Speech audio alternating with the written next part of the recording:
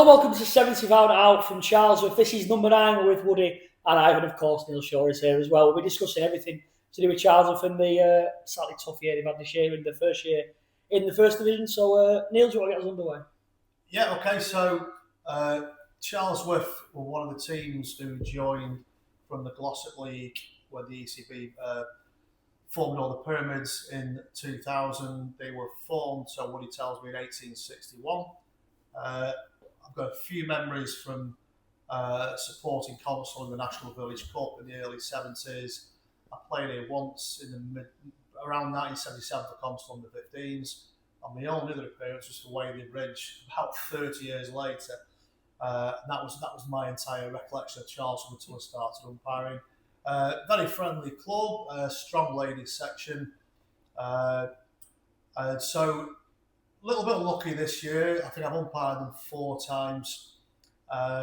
Each game, you've probably been in the game until the final third. That was Tintwistle at home, Newton away, High Lane away, and Birch Vale at Birch Vale. You were in that for long periods. So it's been a tough season. We were supposed to have Cooper, and I built all these stats up, and now we've got Ivan. So we can talk about Ivan's season, which we've just worked out. He scored 281 runs, an average of 18.19, and 91 against New Mills and 54 against Tintwistle. So half his runs were in 2 games. We'll discuss what happened in the other games. I've just realised that I gave Ivan out LBW here against Tintwistle, and I heard him moaning that he touched it. He didn't touch it. He was out, and Rosie, he must be out because Rosie said he was out. So as I say, it's been a tough season. They probably got promoted, unlucky to get promoted the season when they did. I think the last certainly 2 or 3 seasons ago, they definitely won a few games and might have finished higher up the table. If St Anne's this season they've struggled a bit, but it's been a big learning curve. I say you got promoted last year with, who did you get promoted with? Chapel. You got promoted with Chapel, yeah. So it's just the two teams. And I will say a word for Cooper because I came here thinking he was a guest. Cooper's 10th in the bowling averages in terms of aggregates wickets. Dan Waterhouse has taken 50, then Isaac Earls I think it's 48. Cooper's taken 33. He's 10th, and the other 9 are all playing for top 5 teams. So Cooper's done very well. I think he tries very hard until he gets a little bit despondent. He's just been a bit unlucky, but. Charlesworth, so it's Woody's been telling me Woody played for Charlesworth in the Glossop League. I think was it Horse and Green? Horse and Green was my debut. So what? Talk us through your debut. It must have been circa 98, 99. So I'd have been 12, roughly. Very confident. Shouldered arms to I think it was my first ball. Touched the stumps, the bail didn't come off, so all good. Went on to get run out by an older guy. Pants around my ankles as well, like Ivan does regularly, because me string had snapped. So, but yeah, desperate to play, wanting to play. It was a great experience, and times have changed a little bit. It was when guys were guys, and you were playing with real good characters, and it was a learning curve. Yeah. Was Glossop 2 divisions? The Glossop League, or was it just one? Just one. So it's like the old D&C, there was 14 clubs. Roughly, yeah. I couldn't tell you the exact number of clubs, but 12, 14 roughly, yeah. Right. So most of them joined this league when we joined up, and we only lost a few. Yeah. So you've only played for Charlesworth? I've only ever played for Charlesworth. My earliest memory was my brother was friends with Monksy, and they played here because Monksy's dad played here. And my earliest memory is I broke my elbow in the park when I was 6 or 7, watching my brother play. So yeah, been here. There. So highs and lows, obviously. So talk us through your best bowling figures. Best bowling figures was 8 for something against Birch Vale, 2018. Quite a few 7s over the years. I'm not too bothered personally about personal stats. It was always about us and wanting to win and Charlesworth to win. Personally, we had a good junior team, and that's how I started. We had a few of us who were friends, and we got them all together, and we got to the final of the under-17s final. back in the day. Just about playing with your mates and enjoying it for me. Yeah. You say about the team obviously being your main priority. Last year, obviously, you got promoted and you got to the league. So just through that feeling of being a clubman and being here for that long, of getting the team up from the it was nice to finally do it, because you want to do well. We did win that Division 3 in 2019, so that's the only thing we've really won since we joined this league. But just wanting to do well. We've had a hard season, but we want to do well. We want to win. It's not through lack of trying. We want to do well. We tried to recruit. We brought Cooper in. We got a couple of other players who've added to it, but just the level's unbelievable. It's not jumping up a division, it's jumping up a few for us. Every one of us has found it hard. And see how many runs he scored in Division 2 to what he scored this year shows the levels of the bowler and the other teams. You've also done, I umpired here the development game yesterday. You've got some young kids, haven't you? Yeah. Just so keep them interested. Yeah, we've got decent kids at the minute. They're all at a younger age, so we've got decent 11s and 13s and decent numbers at that age group. We just haven't got the 15s and the 17s that can complement the second team as much now. So that's another reason we probably got promoted either a few years too late in terms of what we could have done, or a year or so too early, because you've probably seen, if you've come across us, Finn Allen's played a few games this year, leg spinner, he's done really well. Seth's taking wickets in the second team, a decent batter as well, and Ella, she takes wickets for fun in the second team. So, but that step up is massive. Yeah. Well, obviously, I think I've spoke to a few players at different times. I know quite a few of the Charlesworth lads, obviously know you two as well. I think the main consensus is when you you change bowlers, first, second change bowlers come on, they're good second team, second division bowlers. Yeah. But they've struggled to make that step up, like you've just said. Cooper and Gaz have bowled really well, and I think the stats will show that. We haven't, not for lack of trying, our backup bowlers haven't been anywhere near Cooper and Gaz and can really push us on when we've needed to, because with the 12 overs restriction, you've got to use, and so difficult. Yeah, the middle overs, isn't it, as well? So we're getting teams 4 or 5 down, and then they're wanting to see off Cooper and Gaz and just wanting to wait until those change bowlers and then putting them away. I think in the economies, I think Cooper and Gaz are both under 3, but everyone else who's bowled for us is over 6 and over, which is hard to contain a team then. Well, Chapel have had the same struggle, haven't they? They had, was it Newmill 6 down for something like 60 odd the other week, and they let them get 170 and got beat. So it might be dinting, but there's that. It's the same for both the teams. We've been in a lot of games, and just in the last couple of weeks, when you're eyeing your opposition, we looked at Timpson or Glossop. Timpson have got Kalana, or Glossop have got Jerome, 2 of the best batsmen in the league. Cooper's got for nothing, and we nearly 10 or 20 more runs. We might have done it on Saturday against Timpson, but because 2 of those games I mentioned was Kalana got 100 for Tintwistle and Naveed for Birchvale 100. I think they're the 2 top run scorers in the DNC. You just picked the wrong day because in both those games I think you got quite a big score there against Tintwistle. Yeah, we got 190 odd against Tintwistle. Like I say, it's not through wanting to try. You go around your bowlers, you try, you work. You just think the next week's going to be your week. Cricket's a funny game. You can win one, but it's not going our way. Have you found it, Ivan, a step up? Yeah, it's been quite a big step up, yeah. I think the biggest thing is as well, like, you don't get in the second division. You could, if you're not feeling like you're playing too well, you can just bat some time and get yourself in. But in the first division, you can't do that. If you're not batting well, you just get out, and then you're not getting the same sort of practice for the next week. And also the change bowlers is very different. You can't just see off the opening bowlers and just expect.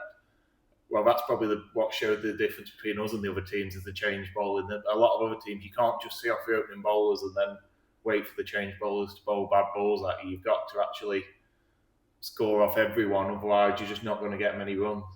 So you had a 50 against Tinney and then a 91 against New Mills. Yeah. So you were saying before that it's 280 runs for the season. Something like that. So it's about 140. So half your runs have come in 2 games. It must have been there. Obviously, incredible achievements against good teams.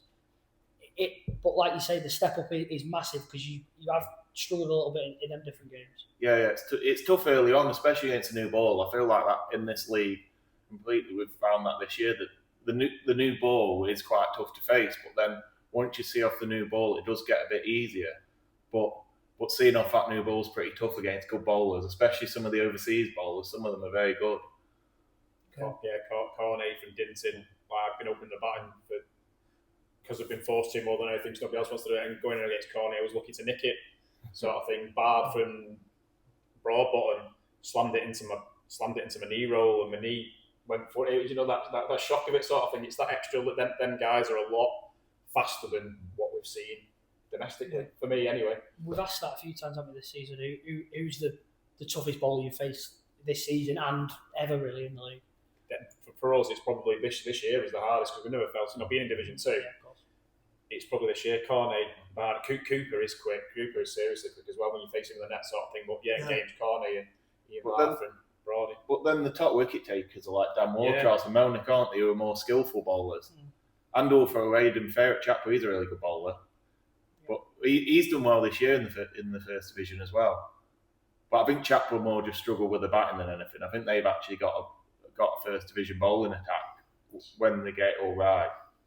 Yeah, it's been tough for both you and Chapel. Obviously, Chapel have got a few better results than you have, but it's sort of the same struggles that you've had.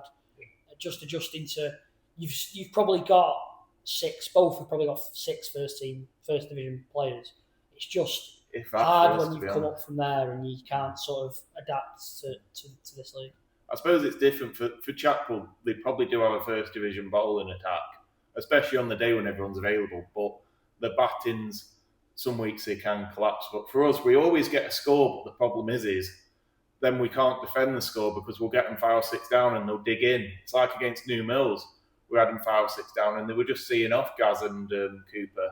And then when the change bowling came on, they got themselves in and we just weren't a threat to them.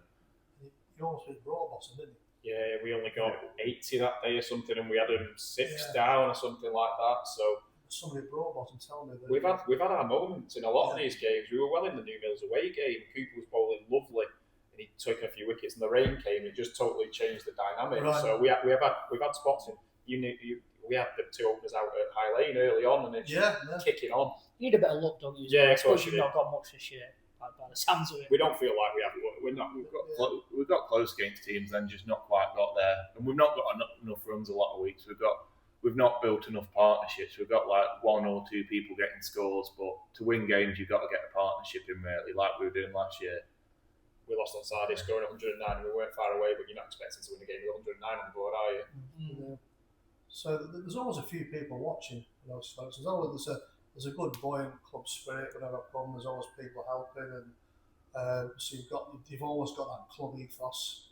There's a few families, isn't there, that are all. It's like your mum, your dad, Gaz's parents. They're always here helping out. It's always a nice. There's no like we always say. There's no better beer garden, especially in Charlesworth or locally, to come and watch cricket sort of thing. So you always want more. You always want more help. You always want more people supporting and watching you because that can sometimes spur you on. But it's a lovely place to play.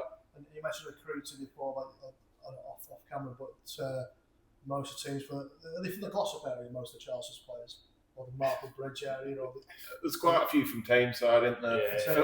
Phil's from near Stockport. Right, there's not many who live in Charlesworth. I think a lot of the juniors who played for Charlesworth ended up leaving, didn't they? Because there's a lot of clubs nearby that can play, so that's why we're more of like a second team. Because a lot of players who would have done well here left over the years, didn't they? But the club produced them all. We've produced a lot of good players over the years. We've had lots of very good juniors, and they always seem to be academic. And we lost them to university, a lot of 18-year-olds sort of thing. Yeah, you need some thick people, don't you? Yeah, just good, honest cricketers. He'll turn up on a Saturday. Yeah, that's why we've got Ivan. Haven't we? Ivan? They're always available. Yeah, it did pop into my head that thought. But I thought, like you say, apart from 2 weeks in India, I've been here all year. Yeah, good stuff. And you say the ladies section's thriving, isn't it? So yeah, we've done well. You'll see the honours board if you want after sort of thing. But the ladies from the inception, they did really well, sort of thing. We've always seemed to attract ladies. There's nothing to do with me, so I don't know where they come from, but the ladies do well for themselves. Yeah. It's another. It helps the club. It's open another day. It's another lot of people. It's another lot of helpers. It's more people to ask to get involved. It's not just about the men's Saturday team or the juniors. It's a whole club thing every day of the week. And that's softball. They have a hardball team. No, they haven't got a hardball team. A few of the ladies join up with that high peak of team. sort of thing, and a few of them have tried it and interested in going a bit further. Yeah, I think, I mean, just going off the sort of season, just as a club and as a thing, like Neil said, obviously you've always got fans here, but you are doing really well. We drove in before, and the pavilion looks exceptional from down the bottom there. I mean, it's one of the best, from the outside, one of the best looking pavilions in the league, I think.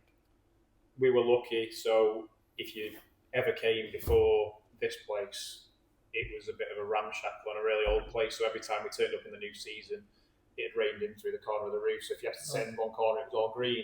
So the committee came up with how we raise money for this, and it'd be a long, hard slog and fundraising, and what would it be like, and we had a generous benefactor who paid for this, the outfield to be relayed. So yeah, we're really lucky in that, because we've got a decent sized room, decent changing rooms, and and the ladies' changing room as well, which a lot of teams don't have. Yeah, well, it used to be fantastic tea. Those were Charlesworth teas. We should talk about that. Was Woody's wife and mum, weren't yeah, they? that was my Gemma, my mum, and Gaz's mum, Anne.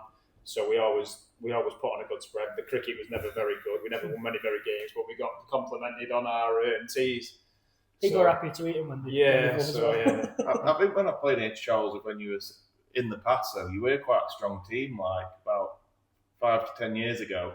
But I think a lot of the players were the same, but a few years younger, weren't they? Like you guys, Johnny, Phil. It was a pretty solid second division team. Like you'd always give people a game, especially with the ball. You had a very good bowling attack at one time. We've always had the same people, the same players. So yeah, we're all just getting older, and obviously you get new players to complement that. But it's always been a consensus of the same group, and it has been for a long time, which is good in a way. You do need people to come into that, but you find the new players come and go, and I can't see a reason for that. It's just the way it's gone. Yeah. Just back onto the facilities when you talk about the pavilion and stuff. I was speaking to Gaz the other week at Newton, and he was saying, like, we were talking about the facilities and how the club's doing and stuff, and he was saying that it's going really well. The only thing, the next thing you're looking at is to get a second net lane, because obviously you've got one single one there that's not very long and it's just there, and that's sort of the next step to then going, we are going to push on as a club and we are going to get a better team and keep going and keep making ourselves better. And that obviously then brings more juniors through, more people can come training and things like that. And then you can push on and get better and better. Yeah, of course it can. We always look to try and improve the facilities, and like this was a great help. So that's money that can go to other things. So we did have 2 lanes of nets, circa a grand. I was a junior, so probably around 2000, something like that. They got dilapidated, and then you have to try and raise money. So that cost us something like 35,000 for one lane, which we did well to raise, sort of thing. Yeah. So we had to get that and a cage for now. So it's not through what I tried, and we will continue to try. So obviously we raised money and we did the sponsored run, and we got the scoreboard, which has been a great addition. Like even just doing the bar up, we got a grant to help us with the ladies' changing rooms, because we have females playing in the second team, so somewhere for them to change. So yeah, it's not. We are trying to improve. We are trying to think of ways to grow the club. That's another good thing. I mean, I don't think, not that I know of, there's no ladies' changing rooms anywhere else in the league, is there? Not that I know of. That's what I mean, which is an incredible first for the DCCL. Because I mean, there's obviously we've got Newton Lily, who plays in the second team quite a lot when she's there and plays in the third team. And there's a lot of Old Gloucester have got one. There's quite a lot of young girls, especially now, coming through and playing. That's where it's come from. So obviously we've got a ladies team, and we don't really need one for a ladies team because they play on the same day, so they can use the same changing rooms as us. But we've had Ella come through. Heather Whitney's played second team as well, so they need somewhere to change. It's not awkward when they're playing with us. Yeah, of course. No, that's the best thing is, instead of going everyone out, it's always obviously they have their own space, and that's I mean, credit to you lot for sort of thinking that idea up and going, we will do that, because that is a big thing. I suppose we don't realise it as men, but I suppose as a young girl going into a changing room full of blokes, it is really, it must be a scary thing. Yeah, definitely. And same with kids. It's difficult. So kids turning up and in the whites, and it's that awkward moment. So the kids can use that as well, sort of thing. When there's all male sort of thing, so you're not having that awkward moment, and you've got to go with that. So yeah, you need somewhere. You want everyone to feel comfortable and welcome. And you don't want any barriers, do you? These no, 100%. That's the way it's going, and it's really good. Neil, you said you've obviously umpired Charlesworth a few times this year. What's stood out to you of the team? I know that it's tough to say. I know they've not done amazingly well as they would have wanted to do, but there has been positives. Yeah, it's put one at the park when I gave Ivan at LBW. I think every decision I've given has been accepted. It's Charlesworth one of the friendliest clubs to umpire, and as most of the DNC clubs are, right? I know there's a few cases at the moment that it's obviously get magnified and discussed. It's quite a gossipy league. It's quirky, parochial. We all discuss it, but the vast majority of teams are fine. And Charlesworth are up there, one of the easiest to umpire. I don't think that 4 games I don't think there's been any problems. I can't remember anything. It's they've always accepted it. And I've done the same something yesterday. Look forward to it. To be honest. Well, Neil's just mentioned the league there. This is what the podcast is about, trying to push the league. But talking about everyone, the quirkiness, and what I love about the league is everyone seems to know everyone, and everyone goes there. And I know sometimes you can have a bit of tension and stuff, but for the most part, everyone who goes to different clubs and everyone has a pint after the game, and like you obviously played at Newton a few weeks ago. And sat around the corner and stayed. You were there for a couple of hours after a game, probably the longest the team stayed after a game. And we're all sat on the veranda, and it's a very, as much as obviously in the games it can go a bit, aggressive at times. Not aggressive, but a bit bantery. Neil hates that word, but bantery. It is always after the game very nice, and everyone has a beer and has a laugh together. For me, it's still at the end of the day, it's village cricket, and it's playing with guys you like, playing against guys you play regularly and for years, sort of thing. So, once the game's done, whatever decision or the result's gone your way, you're having a chat. We go for food. It's a community. The cricket's part of it. We want to win. We want to do well, but we enjoy the day. We enjoy spending time with our mates, and we're all friends with each other, which helps. Yeah. But before I went to Newton, obviously I was looked for a few years watching you play before I even sort of joined. Maybe watch you for a year, but before that I was watching Woody and Gaz and when Lennon and Lewis were here. And like you say, going out for food, that was always so. You play on a Saturday, you go somewhere. If you're coming away, most weeks we'd go somewhere, whether it was a pub and get a chippy on the way, or you'd go for a curry or something. It was always, especially this place, was always a very community. It's the social side of it. We try and do something. It keeps us all together, and sometimes we're here for 6 months, aren't we? The year April to September, people fall away and do different things. But while we're here, we're all mates, and it's the social side. We're playing with your mates, enjoy it. And if you have a bad day personally as a team, it's still you get something from the day after. It's not like you've just lost and gone home and it's ruined your day. You still feel like you've got something out of the day, out of being with all your friends and chew each other's ear off, don't we? We all have a bad decision, and we all talk about that, get rid of it. But even before I played for Charlesworth, you see how I'm same as Neil. Neil saw I was a very friendly team even to play against. Yeah, definitely. Yeah. So look, with next season in mind, it's another season, another year, everything fresh, start again next year. Yeah, I hope to kick on again. It'd be nice to bounce straight back, whatever people say, and you always want to do the best, even if you lose every game. We've been there, we've tried it. We'll go again next year. We'll try and win every game, won't we? We'll try and sign some new players as well. It's always nice to try and franchise a couple. But we say we've got 3 15-year-olds who've got the first taste of first team cricket this year. They'll hopefully be another year older, and then being in that second division will hopefully contribute a lot more as well. Yeah, and apart from obviously, Cooper's done really well for you. You look at maybe getting another overseas next year, or is that just something you'll discuss over the winter? It would be nice to get another one because it really does help. And it's nice to give somebody like Cooper, he's a 21-year-old lad, give him the opportunity to come over and play here for 6 months and an experience. So I think it's fascinating when they come over because nobody quite knows, that there's, I don't know how many, probably 12, 15 at the most, and some of them far better than others, but it's all a bit of a level playing field that nobody knows, do they? And it's a lottery, isn't it? It's a lottery what you can get. But some teams, some clubs recruit, but there is a way of doing some research and finding out how get your references to find out how good they really are, or what they're like when things are going wrong, the personalities. But we did do that. We had a few CVs, and you're reading them all, and they send you YouTube clips, but they send you the best bits and stuff. It was like once you'd read Cooper's and you went on to other people, he was a tall, fast bowler, which we were looking for at the time. He sounded right, and that's what we needed after last year, because last year we just had Gaz basically, and then apart from that, we didn't really have much fast bowling. We just won by getting 200 runs every week, and then strangling teams with Woody and Phil bowling tight. And then, but this year we knew we couldn't get away with that, just strangling teams, because teams are too skillful to do that. People would move their feet against the spinners and stuff. I'm just picturing you going to Australia and then asking Woody for a CV. And We'd write him a good reference. Yeah. He's tried his hand in India this year. I don't know if Yeah, not for long. He's had 2 weeks There won't be a Woody at the club in Australia, so it won't be as good. Hopefully Woody's back fit next year, bowling fast. I'm sure you've seen in the past, Neil, Woody was a good bowler back then, weren't he? And he could move the ball about and he was very fast.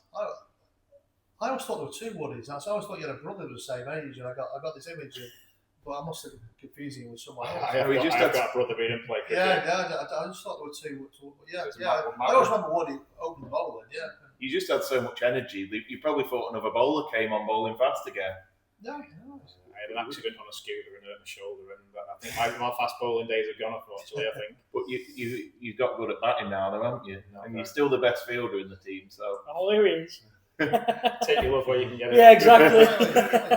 Well, you obviously enjoy it, because like yesterday you didn't bowl, you came at the very end, didn't you? But you obviously enjoyed seeing your lad and seeing. It's third team cricket as well, so it's like as much as I want to go and stuff like that, it doesn't feel it's the right platform for me. So they were 4 short on Thursday night. My lad was only 12 on Thursday. He's been desperate to play he'd played 5 years ago when he was 6, so he was desperate to play. So he played, so I played with him, and a couple of the other junior and his dad played. So it was good. It was a good game. It was a good game, yeah. Highline did a similar thing, didn't it? It's development cricket. Exactly, yeah. You want it to be fairly close, and there's still a win, and you learn how to win, you learn how to lose. Yeah, of course. And I think everybody got something from that. You learn how to behave, hopefully, as well. Well, I haven't said before that obviously he was debut yesterday. Like you say, he turned 12. How did he do? He got a wicket. He was a bit upset with Neil when he no-balled him for his first one. So he'd have been a bit upset if he hadn't got the second one, or not the only one, sort of thing. And say we take 6 or 7 wickets yesterday, so they all did well. They didn't let themselves down, sort of thing. And he didn't get any runs, unfortunately, which would have been nice. But at the end, it was push on, and we only lost by 11. So it was go time, and it's difficult if you're 12 and trying to smack it out of the park. And he's only little. At least he learned from the no ball, though. Then when he goes and plays second team, he'll probably not do it. He's played on the Sunday and got a bit of practice, and it'll be less daunting for him to play second team. He happily found a fielder who could catch in the first team. It's not. That's another thing this year. It's not gone particularly well. Cooper would tell you that's half the runs he concedes if Ivan's chatting to somebody on the boundary, sort of thing. And he goes past him. Did he get any runs yesterday?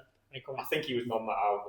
No, he got out. I think he scored none yesterday, sort of thing. But he bowled really well because his bowling's been up and down, sort of thing, in the juniors. He's took plenty of wickets, but it's been up and down, and then it's a bigger ball, longer pitch. It's like what's going to go. And he bowled really well. I think he got one for 13 off his 4 overs. So that's another thing. I think another thing the league does really well. I think there's a lot of, like you mentioned before, under 11s, under 13s coming through that will then go on to play under 15s and under 19s, and will then push forward. I think in the last couple of years, bringing younger juniors through this league, talking to people doing this podcast, and no one I know at Newton, these young lads are coming through, and there are some really, really good players in this league setup, and there will be some good teams in the future. It's hard work. The juniors are hard work, but they are the future. If you get 1 or 2 of them, it's positive. We've got quite a good group of under 11s, 13 sort of thing. So if you were to get a handful of them, that's keep you going for a long time, sort of thing. So you look through our team, and there is quite a lot of Charlesworth juniors in there, but from varying years. So lads who are 60 to a couple that are coming through. So they're spread out, but if you can get a good group together. Sort of thing. That was the positive yesterday. High Lane's young team, there were 3 older guys and a load of juniors. It was real positive for the league and for them. And that's why your social circle comes in, because you want it to be something that kids want to be part of. Yeah. And let's say High Lane brought a few spectators as well, didn't they? And it was a real buoyant, both clubs, really vibrant atmosphere. That was good.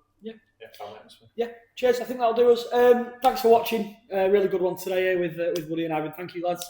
Again, me and Neil are back in a couple of weeks with the next episode, and we'll see you soon. Cheers. Thank you.